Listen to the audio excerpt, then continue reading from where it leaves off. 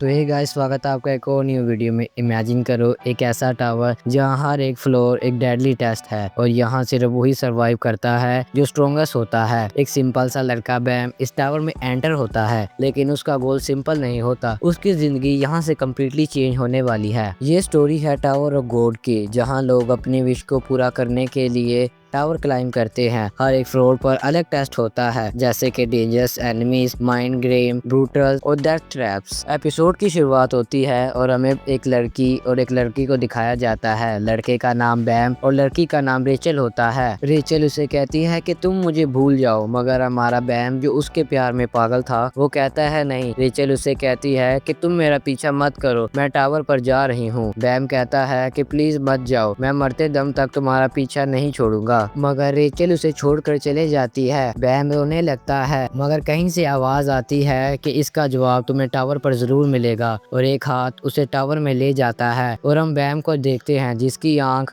उसी टावर में खुलती है। उसे दोबारा से आवाज आती है कि टावर पर आने वालों का स्वागत है। इसके बाद हमें एक बंदे को दिखाया जाता है जिसका नाम अडोम होता है। वो उसे कहता है कि मैं इस टावर का इंचार्ज हूँ, मगर हमारा बैम वो उसे देखकर डर जाता है। बैम कहता है क्या ये है वो टावर? अडोम कहता है आपका स्वागत है मास्टर बैम। बैम कहता है कि तुम्हें मेरा नाम कैसे पता? क्या उसने तुम्हें मेरा नाम बताया है? गाइस आप ठीक समझ रहे हैं, ये साला रेचल की बात ही कर रहा है। बैम कहता है कि तुम रेचल से मिले हुए हो? अडोम कहता है इसका जवाब तुम्हें सिर्फ टावर के ऊपर ही मिलेगा। बैम कहता है टावर के ऊपर, और उसे रेचल की वही बात याद आती है जब उसने कहा था कि मैं तुम्हें टावर के ऊपर जरूर मिलूंगी। अडोम उसे कहता है कि तुम टेस्ट पास कर लोगे? बैम कहता है कैसा टेस्ट? अडोम वहाँ पर एक केस समन करता है जिसके अंदर एक वाइट स्टील ईग होती है। अडोम कहता है कि रूल काफी सिंपल है, बस तुम्हें उस पिंजरे के अंदर की बॉल को फोड़ना होगा और तुम टेस्ट में पास हो जाओगे। अडोम उसे कहता है कि तुम यहाँ से वापस भी जा सकते हो क्योंकि आगे के लेवल और खतरनाक होने वाले हैं। लेकिन बैम उसकी बातों को इग्नोर करते हुए केज की तरफ बढ़ने लगता है। अडोम उसे देखकर बहुत खुश हो रहा था, लेकिन एक लड़की बैम के मुंह पर आकर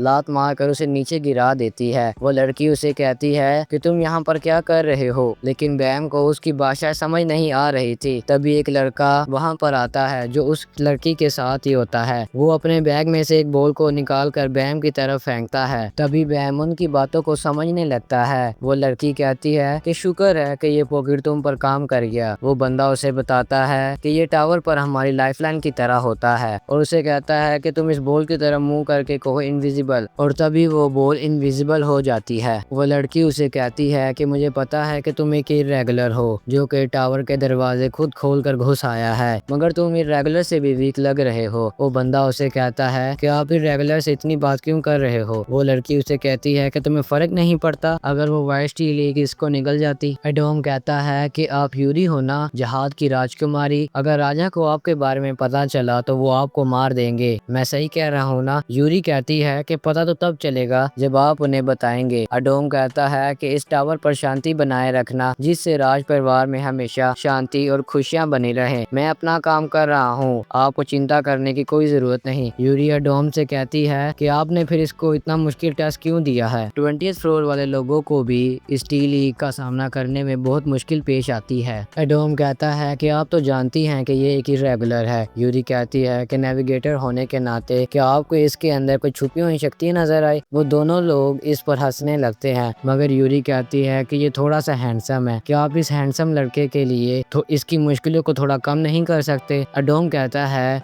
कि इस टावर का नेविगेटर होने के नाते मैं देखना चाहता हूँ कि इस टावर के लायक है भी या नहीं। बैम बोलता है कि मैं ये कर लूंगा। मैं ये तो नहीं जानता कि आप कौन है, मगर मेरी फिक्र करने के लिए आपका बहुत शुक्रिया। मैं टावर के टॉप पर जरूर पहुंचूंगा। अडोम यूरी से कहता है कि अगर आपको इसकी इतनी चिंता है कि ये टावर पर आगे चले तो आप इसको अपनी ब्लैक मार्क भी तो दे सकती है ना। वैसे तो वो देने वाले पे निर्भर करता है, लेकिन जहाज की वो तलवार जो किसी भी चीज को काट सकती है गजब की है। तभी वो बंदा दोबारा से उसके बीच आ जाता है और राजकुमारी को तलवार देने से मना करता है, लेकिन यूरी अपनी तलवारों को समन करती है और एक तलवार उसे दे देती है। बैम पहले तो तलवार लेने से कतराता है, मगर उसे दोबारा से रेचल याद आने लगती है और वो यूरी से वो तलवार ले लेता है। एडोम उसे कहता है क्या बात है, आपने इस लड़के को अपनी तलवार दे दी। यूरी कहती है कि आपने ही तो कहा था। तभी बैम कहता है कि मैं आपको ये तलवार जल्दी लौटा दूंगा। यूरी कहती है कि तुम सिर्फ उस ईल को मारने पर फोकस करो। उसका असिस्टेंट उसे कहता है कि आपको इस लड़के से पहली नजर में ही प्यार हो गया है। तभी यूरी उसकी एक लगाती है और कहती है बकवास नहीं। वो कहता है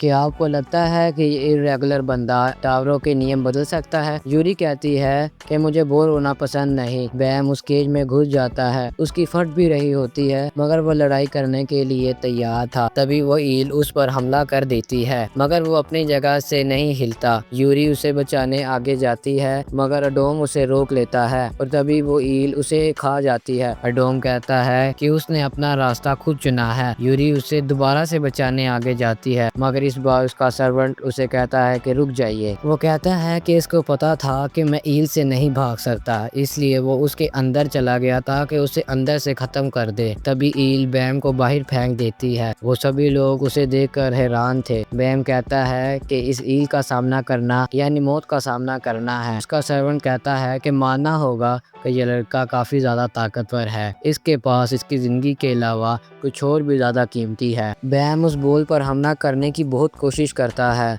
मगर वो बॉल टूटती नहीं है। राजकुमारी यूरी, टेस्ट तो अभी शुरू भी नहीं हुआ है। यूरी कहती है कि वो बॉल टूट क्यों नहीं रही। अडोम कहता है कि इसका जवाब तो मेरे पास नहीं है और बहुत क्रीपी सी स्माइल देता है। अंदर बैम बेचारा उस बॉल को तोड़ने की बहुत कोशिश कर रहा था मगर वो टूट ही नहीं रही थी। तभी हमें गुफा का सीन दिखाया जाता है जहाँ पर बैम उस गुफा से निकलने के लिए बहुत कोशिश कर रहा था। तभी वो गुफा टूट जाती है और उसे रेचल नजर आती है। उसे कहती है कि रुक जाओ, मैं तुम्हारी मदद करती हूँ, और नीचे आकर उसकी मरहम पट्टियां करती है कि और उसे गले लगा लेती है। और प्रेजर में बैम को तोड़ने के लिए बहुत कोशिश कर रहा था और उसे दोबारा से वही सीन याद आता है जहाँ पर रेचल उसे छोड़कर टावर पर चले जाती है। बैम जोर से चिल्ला देता है जिससे उस ईल का ध्यान दोबारा से उसके ऊपर आ जाता है और ईल दोबारा से उस पर हमला करने लगती है। यूरी उसे कहती है कि ब्लैक मारिया को कहो कि मुझे अपनी सारी ताकत दे दे। बैम जैसे ही ब्लैक मारिया से कहता है तुम मुझे अपनी सारी ताकतें दे दो तो बहुत ज्यादा रोशनी चमकती है जिससे वो ईल भी दूर जा गिरती है। वो सभी लोग ये देखकर बहुत हैरान हो गए थे। उस तलवार में से एक लड़की बाहर निकलती है और उसे कहती है क्या टावर में आगे चलने के लिए टियों की जरूरत है। बैम कहता है कि मुझे टावर से कोई मतलब नहीं, मुझे सिर्फ रेचल चाहिए। और वो कहती है कि ठीक है, मैं इस क्यूट फेस के सामने अपनी ताकतों को देने के लिए राजी हूँ। यूरी ये देखकर काफी हैरान थी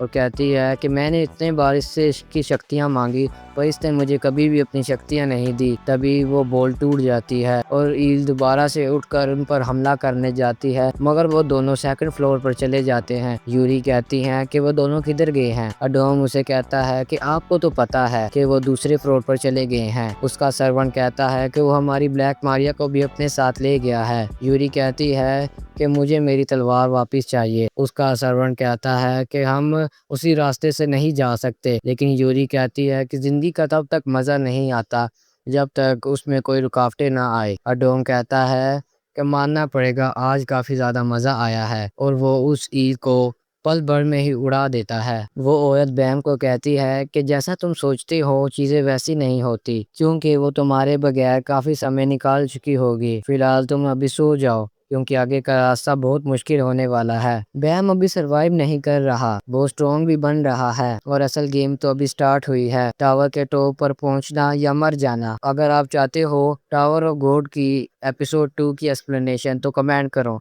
मिलते हैं आपको नेक्स्ट वीडियो में। Bye guys.